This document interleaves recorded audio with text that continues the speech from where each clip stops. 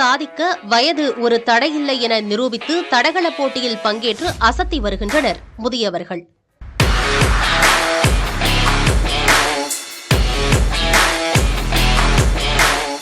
சென்னை நேரு விளையாட்டரங்கில் 23வது ஆசிய மாஸ்டர்ஸ் தடகள போட்டிகள் தொடங்கி நடைபெற்று வருகின்றன. மொத்தம் 88 பிரிவுகளில் நடைபெறும் இந்த போட்டிகளில் இந்தியா, சீனா, ஜப்பான், இலங்கை உள்ளிட்ட 27 நாடுகளைச் சேர்ந்த 3500 வீரர்கள் பங்கேற்றுள்ளனர்.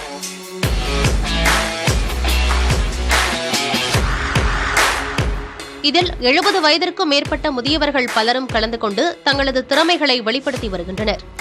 இதன் மூலம் இளம் தலைமுறையினர் பலருக்கும் உதாரணமாக விளங்கி வருகின்றனர் இந்த முதியவர்கள். அதனால் இளைஞர்கள் செல்போன், இந்த வீடியோ கேம்ஸ் அதெல்லாம் விட்டுட்டு விளையாட்டில் ஆர்வத்தை செலுத்தணும். ஆசிரியர்களும் அம்மா அப்பாமார்களும் அவங்கள விளையாட்டில் ஆர்வத்தை மேற்கொண்டு நல்லா சொல்லிக் கொடுக்கணும். விளையாண்டு அவங்க பெரிய அளவில் வரணும். ஒரு ஆர்வம் தான் கடைசி வரை. Age is not a number. இப்போ நம்ம ஓடினா இன்ஸ்பிரேஷன். யங்ஸ்டர்ஸ் ஓடுவா, சார் தாத்தா ஓடுறா நம்மளும் ஓடுவோம் அப்படின்னு. அவர் தான் என்னுடைய டாக்டர்ஸ் எல்லாம் இது இன்டர்நேஷ்னல் லெவலில் இருந்தாங்க அக்கா எல்லோரும். மொபைல் போன்களுக்குள் மூழ்கியிருக்கும் இளைஞர்களை ஊக்குவிக்கும் வகையிலும் சாதிக்க வயது தடையில்லை என்பதை நிரூபிக்கும் வகையிலும் அமைந்திருக்கிறது 23வது ஆசிய மாஸ்டர்ஸ் தடகள போட்டிகள்.